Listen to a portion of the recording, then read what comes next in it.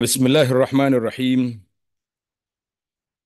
Alhamdulillahi rabbil alamin. Wa bihi nasta'in ala umurid dunya waddin. Wassalatu wassalam ala al-mab'uthi rahmatan lil alamin.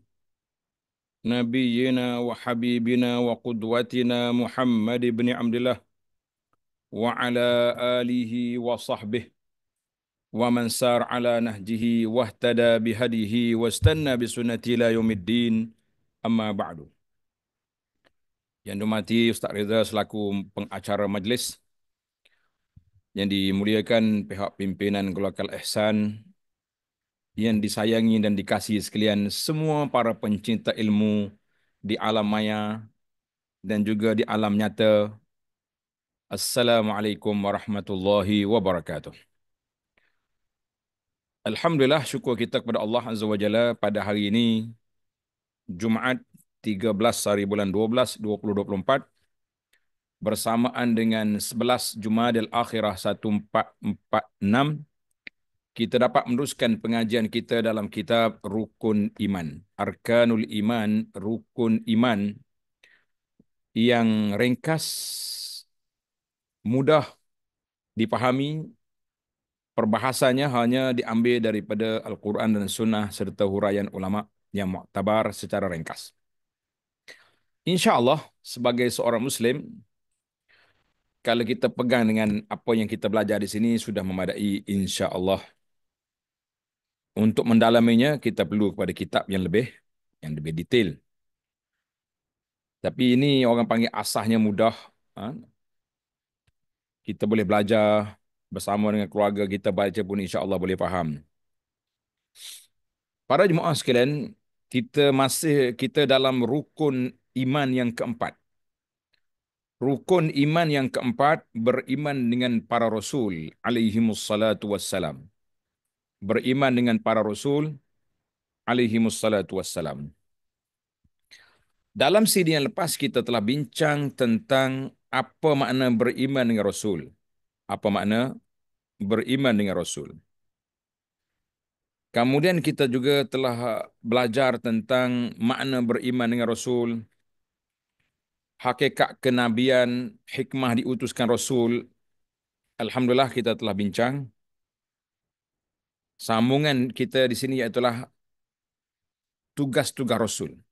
Tugas-tugas Rasul. Muka surat 83. Muka surat 83. Wazaifir Rasul. Wazaif maknanya tugas-tugas para Rasul yang mulia alaihimus salatu wassalam. Apakah tugas mereka yang diutuskan oleh Allah Ta'ala ke dunia ini untuk apa? Itu dia panggil kerja Nabi, kerja Rasul untuk apa?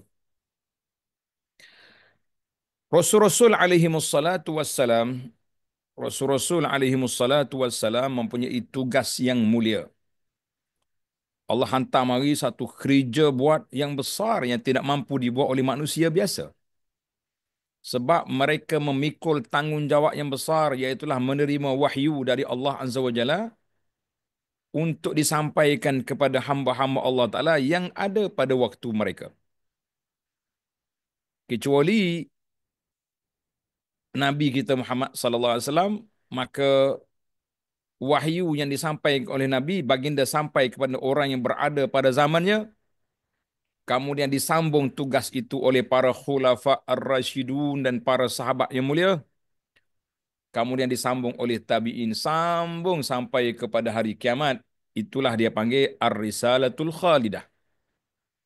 Berbeza dengan tugasan Rasul yang terdahulu, mereka hanya menyampaikan kepada ila qaumihim khassah. Mereka hanya menyampaikan kepada kaum mereka saja. Tapi Nabi kita sallallahu alaihi wasallam global, universal. Dia punya risalah dia kepada seluruh alam. Selagi tak kiamat, risalah itu masih terpakai. Orang terima atau tak terima cerita lain. Orang nak pakai atau tak pakai itu hak lain. Yang penting tugas itu disampaikan. Tugas itu mesti disampaikan. Kita kata Alhamdulillah. Baik, tengok kitab. Pelajar-pelajar yang ada kitab, muka surat 83. tugas-tugas Rasul. Rasul-Rasul alaihi wassalatu wassalam mempunyai tugas yang mulia. Antara tugasnya, yang pertama, menyampaikan syariat Allah dan menyeru manusia untuk menghambakan diri kepada Allah yang esa, serta menolak semua bentuk jenis ibadat kepada selain daripada Allah Azza wa Jalla. Maka di sini ada tiga wazifah, tiga kerja, tiga tugas. Yang pertama, menyampaikan syariat Allah Ta'ala. Yang kedua, menyeru, makna mengajak manusia, dakwah manusia supaya ikut Islam, ikut syariat. Yang ketiga, menolak segala pahaman yang menyalahi tauhid dan syariah. Jadi tiga kena ada serentak. Kita hari ini pun, para jemaah sekalian, kita kena ada. Yang pertama, kita kena beriman untuk kita sendiri. Beriman, yakin dengan syariat Allah Subhanahu Wa Taala. Yang kedua, mengajak manusia. Tak boleh kita senang hidup seorang je. Orang lain biar mati ke dia lah. No. Tidak ada. Islam tidak mengajar untuk kita selamat seorang diri. Islam mengajar supaya kita rahmatan lil alamin, menyelamatkan semua makhluk. Yang mampu kita selamatkan, yang ada atas dunia ni, mesti kita selamatkan. Cukup setakat tu? La. Al-wazifatu salisatu. Tugas yang ketiga yang mesti kita kena lakukan, iaitulah menyekat, menghapus, membuang semua bentuk syirik dan segala perkara sembahan selain daripada Allah Azza wa Jalla. Maka itu tugas Rasul. Tugas ini disambung oleh para pendakwah sampai ke hari kiamat. Manakah dalil tentang tugas ini? Dalilnya firman Allah Ta'ala, a'udzubillahi minasyaitonir rajim. الذين يبلغون رسالات الله ويخشونه ولا يخشون أحدا إلا الله وكفى بالله حسيبا. Nabi-nabi yang terdahulu itu ialah orang-orang yang menyampaikan syariat Allah Ta'ala. Tengok, satu tugas, wazifah, apa dia? Menyampaikan syariat Allah Azza wa Jalla. Serta mereka takut untuk melanggar perintah. Kita kalau kita sampai, kita kena amalkan. Jangan suruh orang takut, kita tak takut. No. Bukan itu cara Islam mengajar kita. Ha. Dan mereka pula tidak takut pada sesiapa pun untuk menyekat, untuk menghalang, untuk membenteras sebarang bentuk syirik dan sembahan kepada selain daripada Allah Ta'ala. Mereka tak takut lawan. Baru ya kita baca tafsir kisah Nabi Ibrahim 2-3 hari lepas ni, bapa siri. Ibrahim kana ummah. Seorang dia Ibrahim. Tapi keberanian dia luar biasa. Berdepan dengan ayah dia sendiri, Azar. Dia lawan ayah dia, bukan derhaka kepada pak, tapi dia lawan dari sudut agama. Dari sudut kebapaan, dia panggil dengan, oh, panggilan yang cukup baik. Ya abati, ya abati, ya abati. Wahai bapakku, wahai ayahku. Ya. Penghormatan kepada ayah tak kurang. Tapi dalam bab akidah, tidak ada kompromi. Kita toleransi, tapi tidak ada kompromi. Nak kata tak apalah, ayah nak sembah berhala pun moga ayah tegak. No, dia lawan terus. Ini penting. Dan cukuplah Allah menjadi penghitung segala apa yang dilakukan oleh makhluk-makhluknya untuk membalasnya mereka nanti di akhirat.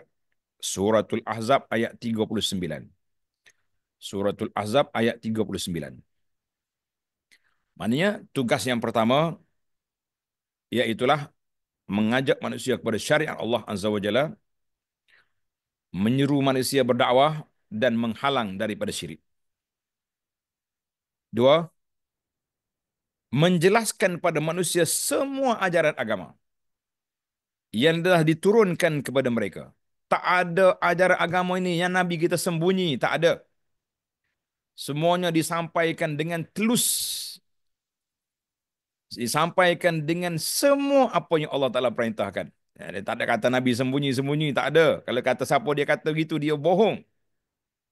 Dia telah membuat satu pembohongan ke atas Nabi SAW. Ini satu perkara yang cukup berbahaya.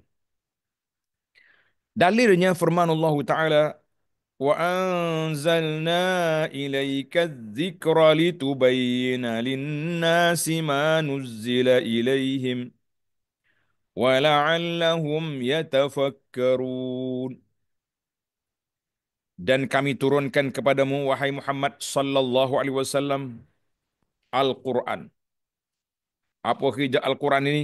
Yang memberi peringatan supaya engkau menerangkan kepada umat manusia akan apa yang telah diturunkan kepada mereka dan supaya mereka memikirkannya. Jadi yang kedua tugas ni litubayyina linnas, supaya menjelaskan kepada manusia apa yang Allah perintahkan. Sebab itulah kita kena yakin dan percaya baginda Nabi tak sembunyi apa pun dalam syariat ini. Kata di para ulama, kalian kalau Nabi nak sembunyi, beberapa ayat yang patut disembunyikan. Abasa wa tawalla, Allah cela Nabi. Kau tak senyum kepada orang yang datang nak beriman. Kau pergi layan puak-puak kafir yang tak nak beriman tu. Allah Ta'ala tegur. Kemudian beberapa ayat lagi tentang perkahwinan Nabi dengan Zainab contohnya. Wa tukhfi fi nafsika. Tapi semua itu dinyatakan. Tak ada yang sembunyi. Dan kita kena ingat di antara kesilapan yang berlaku di kalangan sebahagian manusia, iaitulah mereka mengatakan. Dia kata apa? Dia kata, kita ni ada peringkat manusia ni. Orang yang syariat ya, kena solat, kena puasa, kena ni. Tapi orang yang sudah martabat tinggi hakikat, makrifat, tak perlu lagi solat. Dia kenal Allah Ta'ala, hati dia sudah rapat dengan Tuhan. Tak perlu. Tuan-tuan pergi carilah mana riwayat. Kalau ada riwayat yang tak sahih pun kita nak tengok juga. Pernah Nabi SAW bagi tahu pada Abu Bakar, kau pergi solat. Umar, solat. Kau ahli syariat, aku ahli makrifat, tak perlu solat. Ada? Tak akan jumpa. Cuma adalah Nabi suruh Sayyidina Abu Bakar jadi imam waktu Nabi sakit. Jadi tiba-tiba datang manusia di akhir zaman ni boleh mengatakan bahawa ada lagi syariat yang tersembunyi. Ada syariat yang nyata. Yang sembunyi ni untuk kita-kita je. Yang nyata tu untuk orang ramai, awam. Sebab itulah bila kita nak bercakap tentang perkara ini, dia condemn kita. Awak tak belajar hakikat ni, tak usah cakap lah. Buat rusak ya. Masya Allah, tabarakallah. Kita mengatakan para jemaah sekalian, kita bercakap, biarlah berpijak di bumi nyata. Kita bercakap, biarlah berpaksi kepada jalan yang benar. Jalan yang betul-betul. Bahawa Nabi SAW telah menjelaskan semua perkara yang ada. Siapa mengatakan kita boleh reka-reka ibadat, kata Imam Malik rahimahullah ta'ala, seolah-olah dia mengatakan faqad Nabi kita telah khanar risalah, baginda Nabi telah mengkhianati risalah. Sebabnya Nabi kita tak sampaikan. Sehingga mari tokoh-tokoh, ahli-ahli tarekat boleh menciptakan apa? Boleh menciptakan ibadat sendiri. Jadi tak cukupkah Nabi ajar? Kita kata Alhamdulillah. Kita yakin dan percaya wazifatul anbiya, para Nabi alaihi wassalatu wassalam, khususnya Nabi kita sallallahu alaihi wasallam telah menjelaskan semua perkara. Dalam hadis lain Nabi kita bersabda sallallahu alaihi wasallam, taraktukum alal bayda. Ada kata taraktukum alal bahajjatil bayda, aku tinggalkan kamu di atas landasan yang putih bersih. Malamnya seperti siang terang benderang. La yazighu anha illa halik, tidak ada siapa yang menyeleweng daripadanya kecuali orang itu akan binasa. Siapa dia yang menyeleweng daripadanya, dia akan binasa. Maka kita mengatakan para jemaah sekalian, jangan main-main, jangan duduk orang panggil suka-sukanya nak tafsir syariat ini. Syariat ini sudah jelas. Al-yauma akmaltu lakum dinakum. Hari ini aku telah sempurnakan agama kamu.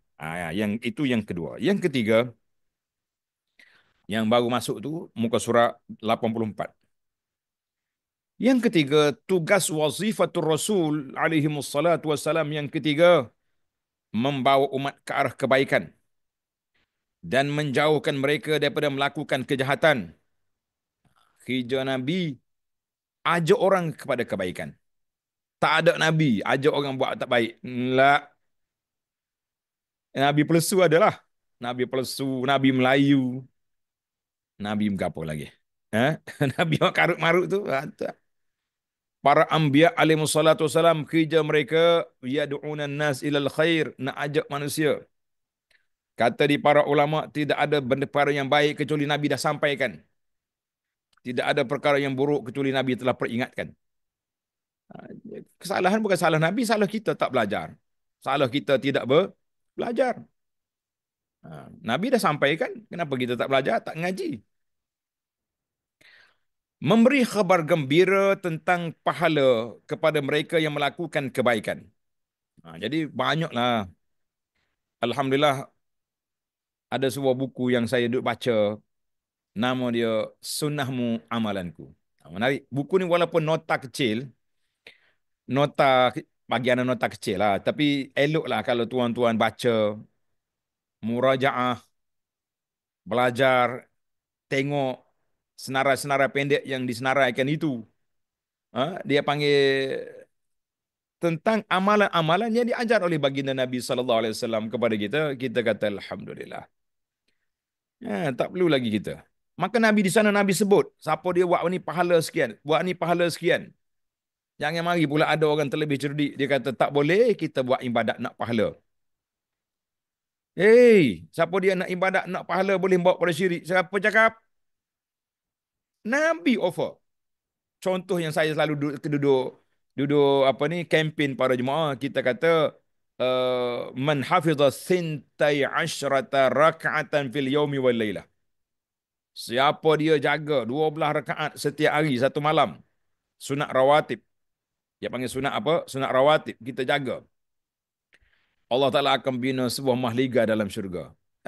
Mari orang kata tak boleh cakap. Nak solat-solat je tak perlu syurga-syurga. Siapa awak? Nabi offer. Sallallahu alaihi wasallam. Dan banyak lagi hadis-hadis yang Nabi kita tawarkan siapa dia buat benda ni.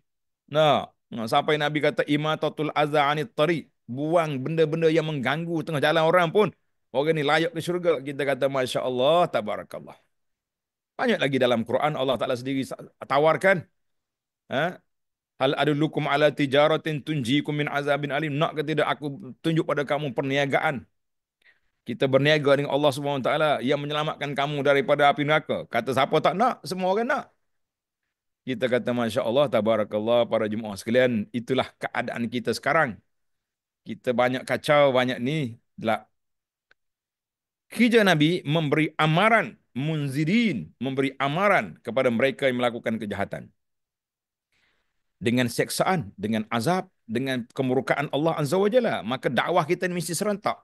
Basyiran wa naziran. Munziran, mubasyiran wa munziran. Kena ada dua-dua. Kena ada dua-dua. Ajak orang, larang orang.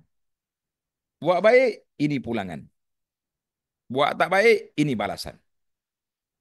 Ini ada sebahagian sahabat kita ni kata tak apalah Ustaz, saya tak mau pening kepala. Habis saya nak ajak orang buat baik je. Yang larang-larang tak perlu. Kita kata no. No. Manhajul Qur'ani wa manhajus sunnah an-nabawiyah, semuanya di atas paksi basyiran wa naziran, beri khabar gembira dan beri khabar amaran. Tak boleh. Habis orang nak marah, itu cerita dia. Dia nak marah-marahlah, kita nak kata apa? Kalau kita cakap benda benar orang marah. Kalau kita larang benda mungkar orang marah. Kita duduk atas landasan yang Allah Ta'ala akan beri pahala kepada kita. Tak ada dalam dakwah ni senang-senang hidup. Orang panggil relax je bro. Tak ada dalam istilah Islam. Main relax-relax ni tak ada lah. Jadi tak usah duduk main relax lah. Main relax buat apa benda kita. Jangan main. Baik, itu khijah Nabi yang ketiga. Apa dia? Ajak orang baik. Larang benda mungkar. Bagi khabar gembira kepada orang yang taat. Dan amaran kepada ahli maksiat. Maka dalam firman Allah Ta'ala ini Allah sebut rusulan mubasyirin wa munzirin. Rasul-rasul yang kami telah utuskan itu semuanya pembawa khabar gembira kepada orang-orang yang beriman dan pemberi amaran kepada orang-orang kafir yang berbuat maksiat. Itu kerja Nabi. Selepas tidak ada Nabi, maka para pendakwah kena bawa pendekatan yang sama. Basyiran wa naziran. Surah An-Nisa ayat 165. Yang keempat, al-wazifatur rabi'ah, tugas Nabi para Rasul alaihi wasallam yang keempat apa dia? Memperbaiki manusia dengan menunjukkan contoh ikutan yang baik dalam perkataan dan perbuatan. Ha. Dia panggil dalam hadis Nabi, salah Nabi sebut, innama bu'istu liutammima salihal akhlak. Aku diutuskan oleh Allah Azza wa Jalla untuk menyempurnakan budi pekerti akhlak yang mulia. Innama bu'istu, aku dibangkitkan oleh Allah Ta'ala untuk menyempurnakan budi pekerti akhlak yang mulia. Ini kerja Nabi. Sebab biasanya Nabi-Nabi alaihi wassalatu wassalam dia diutuskan oleh Allah Ta'ala kepada kaumnya rusak, punah. Punah dari sudut akidahnya, punah dari sudut orang panggil perangai buruknya. Sebab macam-macam kita tengok dalam Quran ni. Punah dari sudut seksual contohnya. Kaum Nabi Lut duduk main LGBT. Kaum Syuaib punah dari sudut perniagaan. Apa ni, tipu dalam timbangan dan sukatan dan timbangan. Jadi setiap kaum tu ada perangai-perangai buruk yang terjadi di kalangan mereka, maka datang para rasul alaihi wasallam li islahin nas, untuk memperbaik pulihkan akhlak manusia. Dan mari zaman kita ini terkumpul semua yang ada pada zaman dulu, dikumpul oleh syaitan untuk umat Muhammad ni ada belaka. Perangai kaum lu LGBT ada. Perangai menipu sukata timbangan, la hadis wala haraj. Tak payah malah nak sebut yang malam ni contoh-contoh. Banyak sukatan timbangan yang kita ni. Tak. Zaman orang panggil makro, zaman digital ni, beli barang, beli tiket contohnya, beli waktu kita tak cukup kita beli, kalau tak cukup kita kena tambah. Tapi kalau kita tak guna, tak boleh ambil balik. Itu dipanggil al-mutaffifin. Oh, nak kata apa lagi? Banyaklah. Yang penting, kerja Nabi islah. Banyak Nabi mengatakan, in uridu illal islaha mastata'tu. In uridu illal islaha mastata'tu. Aku hanya ingin membaik pulihkan masyarakat mastata'tu, semampu yang aku mampu. Itu pengakuan para Nabi alaihi wassalatu wassalam. Tugas yang kelima, tatbiq asy-syariah. Tatbiq asy-syariah maknanya melaksanakan, menegakkan dan melaksanakan syariat Allah Ta'ala di kalangan manusia. Jadi kalau kita tengok Nabi-Nabi dulu, dia ada syariat masing-masing. Likullin syir'atan wa minhaja. Setiap Nabi itu ada syir'ah, ada syariat, dan ada cara yang tersendiri, mungkin berbeza dari sudut pelaksanaan syariat. Tetapi dakwah mereka tak berbeza dari sudut tauhid. Tengok, kita akan tengok dalam muka surat 85 nanti. Tauhid mereka satu, iaitulah Islam. Tauhid mengesahkan Allah Azza wa Jalla, tak ada tauhid dia yang berbeza, tak ada. Yang berbezanya syariat. Syariat perundangan, dia panggil furu' syariah. Cabang-cabang hukum ada perbezaan.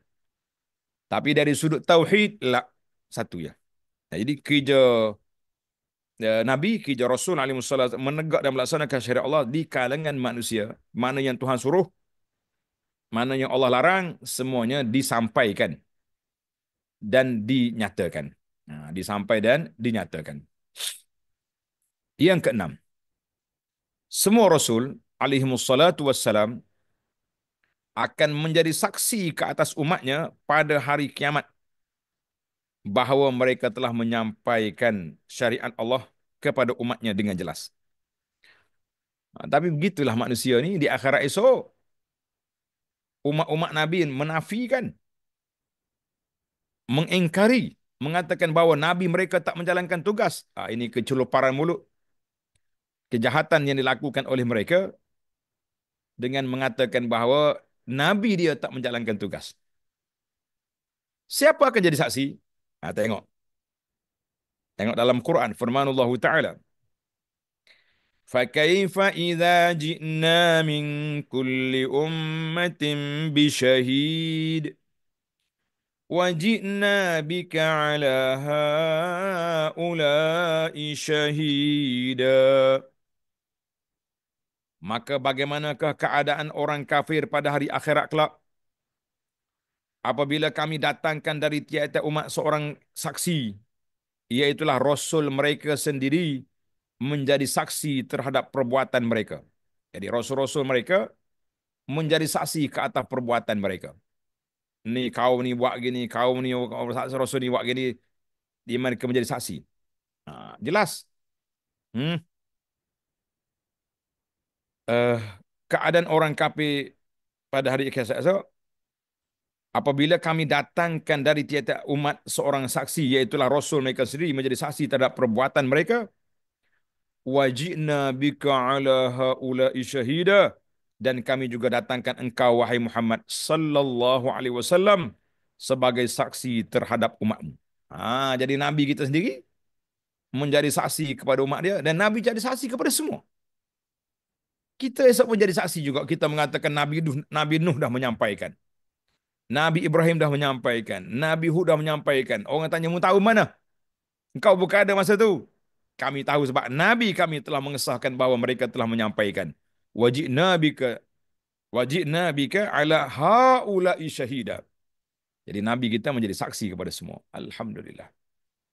Jadi itu tugas Rasul alaihi wassalatu wassalam, dan tugas Nabi kita sallallahu alaihi, dan kita umat juga mengakui bahawa para Rasul, para Anbiya, para Nabi, para Rasul telah menjalankan tugas masing-masing. Kita kata Alhamdulillah, ini tugasan kita sebagai pengikut Rasul. Alhamdulillah. Surah An-Nisa ayat 41. Baik para jemaah sekalian, kita pergi kepada apa? Islam adalah agama semua nabi. Dengar ni. Islam adalah agama semua nabi, satu ya. Din wahid. Islam ialah agama semua nabi dan rasul alaihi wassalatu wassalam, sebagaimana firman Allah Taala, "Inna ad-dina 'indallahil Islam." Inna ad-dina 'indallahil Islam. Sesungguhnya agama yang benar dan diredai oleh Allah di sisi Allah ialah Islam. Jadi itu salah satu daripada dalil. Jadi kalau kita baca lagi ayat-ayat Quran yang menunjuk tentang Nabi ni, agama dia satu je, banyak lagi ayat Quran. Kawakunna muslimin, wa nahnu lahu muslimun. Jadi semua nabi-nabi mengakui bahawa mereka itu Islam. Tak ada. Firman Allah Ta'ala ini surah Ali Imran ayat 19. Surah tu Ali Imran ayat 19. Semua nabi dan rasul alaihi wassalatu wassalam menyeru manusia kepada menyembah Allah yang esa dan menolak semua ibadat yang lain. Jadi kerja nabi satu ya. Tadi dah ayat berapa kali dah kita baca ayat, walaqad ba'atsna fi kulli ummatin rasulan an i'budullah wajtanibut taghut. Kami telah bangkitkan setiap umat itu rasul. Kerja dianya an i'budullah wajtanibut taghut. Umat aku, sembahlah Allah Taala, jauhkan diri daripada taghut. Itu kerja nabi. Menolak menyeru manusia kepada menyembah Allah yang esa dan menolak semua ibadat yang lain. Tolak belaka. Walaupun berbeza dari segi syariat, perundangan dan hukum, tetapi sama pada asasnya, iaitulah tauhid kepada Allah Azza wa Jalla yang Maha Esa. Dari sudut tauhid, satu ya. Dia panggil tauhid wahid. Dinuna wahid. Tak ada dua, tak ada tiga. Sebenarnya Nabi SAW, Nabi buat analogi bandingan yang cantik, tuan-tuan dan puan-puan. Nabi mengatakan, Al-Anbiya ikhwatun li'allat. Al-Anbiya ikhwatun li'allat. Semua Nabi adalah adik-beradik tiri. Bapa sama, mak lain. Maksudnya apa dia? Apa dia? Hadis riwayat Ahmad. Apa dia maksudnya bapaknya sama, maknya lain? Maknanya agamanya satu je. Tauhid pada Allah Azza wa Jalla, perundangan yang berbeza, yang berbezanya apa? Perundangan. Jadi kita kena ingatlah. Perundangan dia berbeza. Haram di sana, tak haram di sini. Ya. Mungkin haram bagi Bani Israel. Makan lemak ke apa benda yang kita dah belajar dah dalam tafsir kita tu. Tapi bagi kita lemak sedap je kecuali orang takut kolesterol. Nah itu je. Sekarang ni anda jumpa seorang doktor pula ada beza pula dah. Dia kata kita boleh makan lemak. Ha. Kilah juga sama-sama doktor biarlah kita cara tu. Yang pentingnya apa ni para anbiya ni dia berbeza dari furu' asy-syariah. Maknanya mungkin haram masa tu tapi untuk kita halal. Tak apalah. Rahmat pada umat ini contohnya boleh makan harta ghanimah. Orang dulu kalau dia pergi berperang, dapat harta banyak mana perampasan perang dia tak boleh guna. Dia timbul kat situ mari api bakar. Kita umat Muhammad sallallahu alaihi wasallam ni timbul kat situ lepas tu dia dibahagikan. Kita kata alhamdulillah. Orang yang tak berperang ya yang kerugian itu. Yang ruginya orang tak pergi berperang. Orang pergi berperang dapat hasil. Nah, baiklah. Maknanya jelaslah kepada kita bahawa agama para nabi sama. Yang berbezanya apa dia? Perundangan syariat. Nah, yang berbezanya perundangan syariat beza, ada yang halal, ada yang tak halal bagi sebahagian yang lain. Jelaslah situ. Maka analogi yang mudah Nabi buat ni apa dia? Nahnu ma'asyiral anbiya ikhwatul li'alat. Kami ni para nabi adik-beradik tiri. Ayah sama, mak lain-lain. Mudah situ. Baik. Kita pergi kepada para rasul alaihi wassalatu wassalam. Rasul-rasul adalah manusia biasa. Rasul-rasul adalah manusia biasa. Maknanya dia bukan malaikat, dia bukan makhluk asing, mari daripada planet mana-mana. Itu itu maksudnya manusia biasa tapi luar biasa sebab ada wahyu, ada mukjizat. Dia boleh berkata-kata dengan Allah. Ah, maknanya itu luar biasa. Tapi dari sudut kemanusiaan insaniyatul insan, kemanusiaan mana dia manusia biasa. Apa dia maksud? Maknanya dia ada makan, dia ada minum, dia ada kahwin. Tak siapa. Nabi-nabi berjalan di pasar. Jangan pula kata, Nabi pergi kedai, dia pelik Nah, masa tu lah setengah ustaz ni bila dia pergi berdakwah, dia tegur, ustaz mari pasar. Tak apa. Sambil-sambil pergi berdakwah, nah, boleh tegur benda yang salah. Kalau orang jual benda tak baik, kita tegur, kita engkar. Muamalah orang tak betul, kita boleh perbetulkan. Orang ada hukum nak tanya, tengok ustaz ada, pakat mari tanya. Alhamdulillah, peluang. Nah, itu maksudnya. Maksudnya, manusia biasa dari sudut kemanusiaan. Manusia biasa dari sudut apa? Kemanusiaan. Nah, itu maksud dia biasa tu bukan biasa seperti kita ni. Jangan gitu. Kemanusiaan. Ada makan, ada minum, ada kahwin. Mereka tidak mengetahui perkara gaib kecuali apa yang Allah Ta'ala wahyukan. Sebab tu Nabi kita dia terima wahyu. Dia cerita apa yang berlaku dalam kubur. Apa yang akan berlaku pada hari kiamat. Apa yang berlaku pada masa depan. Yang dicerita oleh Allah Ta'ala. Yang disampaikan melalui wahyu. Semuanya disampaikan oleh Nabi Sallallahu Alaihi Wasallam. Itu dia panggil asyratus sa'ah. Alamat-alamat kiamat yang kita duk baca tu. Kita kena ingatlah situ. Baik. Tengok kitab. Muka surat 86. Muka surat 86. Mengetahui perkara gaib merupakan ciri-ciri sifat uluhiyah, sifat ketuhanan. Dan bukannya daripada sifat Nabi. Kerana mereka manusia biasa seperti manusia lain juga dari sudut asal kejadian. Dari sudut asal kejadian. Mereka makan, minum, berkahwin, tidur, sakit, dan merasai kepenatan. Sama. Jadi itu manusia biasa. Ada sifat itu. Jadi kalau kita nak kata Nabi ni orang luar biasa, dia tak sakit, tak apa. Lah, ada sakit. Pernah satu hari, Sayyidah Aisyah radhiyallahu anha mengadu kepada Nabi. Dia kata, wa ra'sa Rasulullah sakitnya kepala. Nabi kata, ya Aisyah, wa ana wa ra'sa, aku pun sakit kepala juga. Jadi Nabi sebut, mana ada sakit. Bukanlah kita nak kata, salah sakit tu. Tak. Betullah Allah Ta'ala uji Nabi Ayub alaihissalam dengan kesakitan. Oh, sakit sungguh dia. Nabi ya, dia Nabi, dia Rasul. Patut dia lah, tak ada sakit lah. Dia sekali dia baca, dia doa Allah Ta'ala kabulkan. Tapi Allah uji dia. Nah, firmanullah Ta'ala dalam isu ni, وَمَا أَرْسَلْنَا قَبْلَكَ مِنَ الْمُرْسَلِينَ إِلَّا إِنَّهُمْ لَيَأْكُلُونَ الطَّعَامَ وَيَمْشُونَ فِي الْأَسْوَاقِ.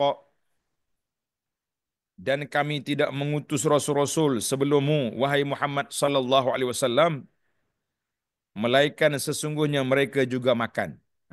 Kerja rasul dulu dia makan dan termasuklah minum. Wayamshuna fil aswaq, mereka juga berjalan di pasar-pasar. Tujuan dia apa? Dia berjalan di pasar tu sebab nak tengok apa yang orang buat, nak tegur, mungkin nak membeli juga. Nah, surah Al-Furqan ayat 20. Kan banyak cerita dalam kitab sirah Nabi sallallahu alaihi wasallam. Nabi kita berjalan ke pasar, dia tengok ada pelik ni, timbunan makanan ni, macam nampak basah je. Nabi kita cocok tangan dia masuk bawah. Hey, tiba-tiba keluar nampak macam, yalah, macam benda yang tak baik lah, rusak. Nabi kata, "Mahadha ya sahibat ta'am." Ada apa ni? Tuan kedai ni, ada apa ni? Terkejut lah tuan kedai. Nabi kita hisbah, pergi semak benda ni. Dia kata, "Asabathu ma'as-sama' ya Rasulullah, kena hujan." Nabi kata, kalau kena hujan, letak ke atas lah. Asingkanlah yang basah ni, yang tak basah. Jangan letak sekali. Kemudian timbullah teguran Nabi kepada peniaga. Man ghasya falaysa minna. Siapa dia menipu, bukan daripada kalangan kami. Man ghasya falaysa minna. Siapa dia menipu, bukan dari kalangan kami. Jadi ingat molek, jangan menipu. Siapa dia menipu, bukan dari kalangan kami. Ini bahaya sekali. Ingat molek. Jadi maknanya para anbiya tidak menjadi kesalahan untuk mereka, tidak mencalarkan kedudukan mereka kalau dia pergi ke pasar-pasar dengan tujuan untuk apa? Dengan tujuan untuk menegur ataupun membeli keperluan atau mengajar mana-mana yang diperlukan oleh umat. Itu sangat penting dalam kehidupan mereka. Kita kata alhamdulillah para jemaah sekalian, itulah tugas mereka. Firmanullah Ta'ala lagi, وَلَقَدْ أَرْسَلْنَا رُسُلًا مِّن قَبْلِكَ وَجَعَلْنَا لَهُمْ أَزْوَاجًا وَذُرِّيَّةً. Dan demi sesungguhnya kami telah mengutuskan rasul-rasul alaihimussalatu wassalam sebelum daripadamu ya Muhammad, dan kami jadikan bagi mereka isteri-isteri serta zuriat keturunan. Rasul bukan malaikat, yang tak kahwin itu malaikat aja. Dia manusia, maknanya kemanusiaan manusia itu ada pada mereka. Kahwin pula. Baginda Nabi SAW diizinkan oleh Allah untuk kahwin lebih daripada 4. Tapi kita kena betul lah dia punya channel tu, jangan salah faham. Lebih daripada 4 bukan kerana nafsu, kerana dakwah, kerana kepentingan, kerana kemaslahatan. Banyaklah kerana-kerana tu. Ni mari orang pening kepala ni, dia kata, oh, ni Nabi ni ikut nafsu. Kita kata jangan bercakap lah. Kalau mu tak reti, tak sedap cakap dengan Nabi aku. Kan cari pasar tak betul. Tak ada teman-teman cari pasar kan. Jangan. Jangan duk cakap benda yang pelik gitu. Jadi kita kena pertahankan Nabi kita sallallahu alaihi wasallam, jangan mudah-mudah, jangan duk kata orang Kelantan, jangan duk lok kok sik. Jangan duk biarkan mana. Lok kok sik tu mana, jangan biarkan orang kata kita macam-macam. La, tidak dibenarkan. Baik. Suratul Ra'di ayat 38. Mereka juga mempunyai perasaan seperti manusia lain. Sedih, suka, susah, dan senang. Sewaktu wafatnya Sayyidina Ibrahim, anak Nabi SAW, Nabi kita menangis, mengalir air mata. Sahabat tanya, ya Rasulullah, anta ya Rasulullah, Tuhan menangis. Nabi kata apa? Itulah perasaan kasih sayang Allah Ta'ala pasangkan dalam hati seorang bapa. Mana kita ni, kalau orang kita sayang, ayah kita mati, kita tak menangis.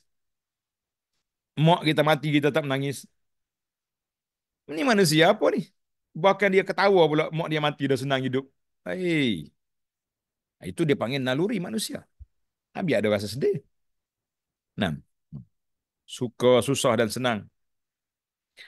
Tetapi ini yang membezakan. Tetapi mereka mempunyai kelebihan, khasais, ciri-ciri keistimewaan kerana dipilih oleh Allah Azza wa Jalla sebagai penyampai agamanya dan mereka tidak mengetahui perkara gaib kecuali perkara-perkara yang Allah SWT tunjukkan kepada mereka. Jadi dia tak tahu benda gaib kecuali setakat mana yang Allah Ta'ala izinkan. Hak mana Tuhan bagi tahu pada dia, maka itu jadilah dia. Itu dia panggil jadilah dia. Dalil kepada perkara ini, firman Allah Ta'ala, Alimul ghaibi fala yuzhiru ala ghaibihi ahada. Tuhanlah sahaja yang mengetahui segala yang gaib, maka dia tidak memberitahu perkara gaib yang diketahuinya itu kepada sesiapa pun illa man irtada min rasulin fa innahu yasluku min baini yadayhi wa min khalfihi rasada. Kecuali, ada kecuali ni. Melainkan kepada mana-mana rasul yang diredainya untuk mengetahui sebahagian dari perkara gaib yang berkaitan dengan tugasnya. Apabila Tuhan hendak melakukan yang demikian, maka dia mengadakan di hadapannya dan di hadapan dan di belakang Rasul itu malaikat-malaikat yang menjaga dan mengawasinya sehingga perkara gaib itu selamat sampai kepada yang berkenaan. Jadi Allah Ta'ala hantar marilah malaikat Jibril datang beritahu kepada Nabi SAW akan berlaku sekian-sekian. Jadi itu ada. Itu kita panggil mukjizat Nabi SAW. Jangan pula nafikan terus. Nabi ni manusia biasa. Macam kita juga. Habis, sunnah dia pun tak boleh pakai juga. Sebab, alah, itu dia panggil bukan anti hadis. Itu kepeningan tentang Rasul. Akhir sekali timbullah kumpulan, dia panggil kumpulan Quraniyun. Nak pakai Quran saja. Tak nak pakai hadis. Tak boleh lah gitu. Dua-dua. Allah Ta'ala sebut, wa ma atakumur rasulu fakhuzu. Apa yang Allah Ta'ala, apa yang dibawa oleh Nabi, ambil. Wa ma nahakum anhu fantahu. Apa yang Nabi larang, berhenti. Tiba-tiba kita kata kita nak ikut Quran je, tak nak ikut sunnah. Sebab sunnah tu mari daripada manusia, Nabi kita manusia. Kita kata, siapa awak? Kenapa kepeningan sampai begitu sekali? Tak. Tidak boleh. Jadi, tak boleh, jangan kata Nabi itu manusia biasa macam kita. Tak, dia tidak macam kita. Dia macam kita dari sudut kemanusiaan makan minum tadi je. Tapi dari sudut wazifah, tugas sebagai Rasul, maka dia ada tugas sendiri. Allah Ta'ala beri kepada mereka perkara-perkara yang kita tak tahu. Nah, jadi itu yang ada. Baiklah, surah Al-Jin ayat 26 hingga ayat 27. Satu lagi tajuk yang kita nak ambil, iaitulah tentang ismah. Ismah. Ismah ni makna penjagaan. Pemeliharaan Rasul. Allah Ta'ala jaga Rasul dari terjebak kepada perkara-perkara yang tidak baik. Dosa besar ke, perkara yang tak sesuai lah dengan tugas sebagai seorang Rasul. Kita sebagai pendakwah pun tak sesuai buat benda yang tak senonoh. Apalagi mereka yang berinteraksi dengan Allah Azza wa Jalla, Rasuli Rabbil Alamin. Kita nak kata Rasul tak baik, jangan cakap. Kita sebagai manusia ni adalah kelemahannya. Tapi mereka dia panggil ismah. Ismah ataupun maksum. Mereka terpelihara dari dosa. Itu besar. Allah SWT memilih orang yang akan membawa dan menyampaikan risalahnya daripada sebaik-baik makhluk dan semulia-mulia kejadian dan akhlak. Jadi Allah Ta'ala tak pilih Rasul ni orang yang orang panggil selekeh. Orang Kelantan kata kemaca. Kemaca ni bahasa Kelantan apa kemaca. Kemaca ni marang orang yang tak senonoh lah. Tuhan tak pilih. Dia pilih yang mulia akhlak, mulia budi pekerti, dari sudut fizikal pun lengkap. Itu dia panggil Nabi sallallahu alaihi wasallam, anbiya alaihi wassalatu wassalam. Allah juga menjaga mereka daripada melakukan sebarang dosa, dosa besar lah, dan melepaskan mereka daripada sebarang cacat cela, sehingga mereka dapat menyampaikan wahyu Allah kepada umat manusia. Tak ada orang pertikai. Kalau orang ni tak betul mari, alah engkau cakap baik engkau sendiri pun, bahasa orang kata, orang kampung kata cakap tak serupa bikin. No, tidak ada. Ha. Yang cakap serupa bikin ni kita manusia yang lemah ni, jangan main-main. Mereka dapat menyampaikan wahyu Allah kepada umat mereka. Mereka dipanggil maksum. Mim, ain, sad, waw, min. Maksum. Terpelihara daripada kesalahan dalam menyampaikan semua perkara dan ajaran risalah yang datang daripada Allah Azza wa Jalla tak tersalah. Semua hak Tuhan bagi tahu, hak Tuhan suruh sampaikan, mereka sampaikan dengan telus dan benar. Tak ada kurang, tak ada lebih. Inilah pendapat yang disepakati oleh ummah, oleh para ulama. Dia panggil maksum, terpelihara daripada kesalahan dalam menjalankan tugas sebagai Rasul. Nah, dalam perkara kehidupan mungkin boleh dibincangkan. Boleh dibincangkan. Nanti kita tengok beberapa contoh nanti kalau sempat masa. Firman Allah Ta'ala, Ya ayyuhar rasulu balligh ma unzila ilaika min rabbik. Wa in lam taf'al fama ballaghta risalatah. Wallahu ya'simuka minan nas. Wahai Rasulullah sallallahu alaihi wasallam, sampaikanlah apa yang telah diturunkan kepadamu dari Tuhanmu, dan sekiranya engkau tidak melakukannya dengan menyampaikan semuanya, ada nabi kita sembunyi, andai katalah tak berlaku benda tu, maka bermakna tiadalah engkau menyampaikan perutusan Allah, dan Allah jualah yang memeliharamu dari kejahatan manusia. Jadi di sini Allah Ta'ala perintahkan Nabi, baligh ma unzila ilaik. Kamu kena sampai ke semua apa yang diturunkan oleh Allah. Tak ada Nabi sembunyi-sembunyi, tak ada. Surah Al-Ma'idah ayat 67.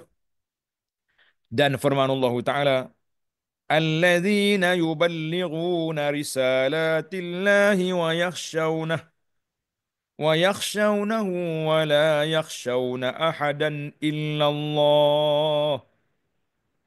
Nabi-nabi yang terdahulu itu ialah orang-orang yang menyampaikan syariat Allah, serta mereka takut melanggar perintah Allah, dan mereka pula tidak takut kepada siapa pun melainkan kepada Allah. Dalam menyampaikan wahyu ilmu, mereka tak takut.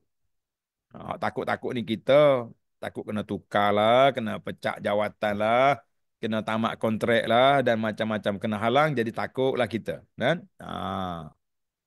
Surah Al-Ahzab ayat 39, dan firman Allah Ta'ala, liya'lama an qad ablagu risalati rabbihim wa ahata bima ladaihim wa ahsa kulla syai'in adada. Allah mengadakan malaikat-malaikat itu supaya dia mengetahui bahawa sungguhnya dengan jagaan mereka, Rasul-Rasul itu telah menyampaikan perutusan-perutusan Tuhan mereka dengan sempurna. Padahal dia memang mengetahui dengan meliputi segala keadaan yang ada pada mereka, serta menghitung tiap-tiap suatu satu persatu. Itu kerja malaikat lah. Surah Al-Jin ayat 28. Baik, perbincangan. Apabila salah seorang daripada mereka melakukan kesalahan kecil, salah kecil, dosa kecil lah kita kata, yang tidak bersangkut dengan penyampaian risalah Allah, maka Allah akan menegur mereka. Dan dengan segera mereka akan bertaubat dan kembali kepada Allah, seolah-olah mereka tidak melakukan kesalahan tersebut, dan dengan demikian mereka akan mencapai martabat yang lebih tinggi daripada martabat sebelumnya. Lagi tinggi darjat. Ini kerana Allah Subhanahu Wa Taala telah menentukan semua nabi salawatullahi wasalamuhum alaihim mempunyai akhlak yang mulia dan sifat yang terpuji serta membersihkan mereka daripada perkara yang menjatuhkan martabat dan kedudukan mereka. Jadi kita yakinlah bahawa ismatul anbiya, Allah Taala jaga nabi kita daripada perkara-perkara yang tidak baik. Jadi alhamdulillah dipanggil maksum. Nabi kita ni terpelihara daripada segala perkara yang tidak baik. Nah, jadi kalau ada kesilapan itu dibetulkan. Nah, yang tak kena contohnya dalam waktu peperangan Badar kan, ada Nabi kita pergi ambil ambil apa tu? Ambil tebusan. Sepatutnya dipancung semualah 70 kepala pengak Quraisy tu. Maka Allah Taala tegur. Jadi itu dipanggil perkara-perkara teknikal yang ada, maka diperbetulkan. Kalau ada, maka Nabi kita sallallahu alaihi wasallam akan apa ni, ikut apa yang telah di apa ni, diarahkan oleh Allah Azza wa Jalla. Jadi kita panggil ismatul anbiya. Para nabi maksum. Ni mari buat Syiah ni dia kata imam dia pun maksum juga macam nabi. Kita kata tak betul tu. Jangan duk percaya dengan puak-puak tu. Oh, imam dia maksum juga. Kalau tidak ada maksum di situ, para jemaah sekalian, kita kena hati-hati. Kita kena jangan duduk ikut puak-puak tu. Ini bahaya kan? Alhamdulillah. Baiklah para jemaah sekalian, tajuk kita satu lagi ni panjang, iaitulah tentang bilangan para nabi dan rasul. InsyaAllah kita sambung dalam siri yang akan datang. Jadi yang ni kita kena ingatlah bahawa Nabi SAW telah menyampaikan dan Allah Ta'ala jaga dia daripada perkara-perkara yang kesalahan. Alhamdulillah. Baiklah para jemaah sekalian, kita tamat setakat itu dulu. Mudah-mudahan apa yang kita belajar ni kita ada manfaatnya insya-Allah. Baik, dari ada soalan tentang apa beza di antara Nabi dengan Rasul. Dalam siri lepas kita dah cerita. Perbezaannya mengikut para ulama mengatakan Rasul, dia ni ditugaskan ataupun diberi kepada dia kitab dan juga dia menyampaikan kepada umat berdepan dengan kaum dia. Nabi alaihissalam dia lebih rendah jawatan sebab dia menyampaikan apa yang disampaikan oleh Rasul. Lebih sikit lah. Jadi Rasul tu sendiri, dia sendiri itu ada risalah. Atau dia bawa risalah. Ataupun Rasul yang besar-besar tu ada kitab. Itu beza di antara Nabi dengan Rasul. Ada juga ulama kata, Rasul tu diperintah, dia terima wahyu, kena sampai. Nabi terima wahyu tak payah menyapa. Tak, dia menyampaikan, cuma dari sudut berdepan dengan kaum dia tu, dia tidak berdepan. Jadi Rasul-Rasul yang berdepan. Jadi kita kata dua-dua tu Nabi dan Rasul, dua-duanya menerima wahyu dari Allah, cuma dari sudut wazifah, dari sudut pelaksanaan, dari sudut tugas, maka Rasul berdepan dengan kaumnya, tugasnya lebih besar. Itu je lah. Wallahu alam. InsyaAllah mungkin kita boleh detailkan sekali lagi dalam tajuk yang akan datang, muka surat 89, bilangan Nabi dan Rasul serta yang terafdal dari kalangan mereka dalam siri yang akan datang. Baiklah, kita akhiri dengan tasbih kafarah. Subhanakallahumma wa bihamdika asyhadu an la ilaha illa anta astaghfiruka wa atubu ilaik. Wa sallallahu ala nabiyyina Muhammadin wa ala alihi wa sahbihi ajma'in. Walhamdulillahi rabbil alamin. Wassalamu alaikum warahmatullahi wabarakatuh.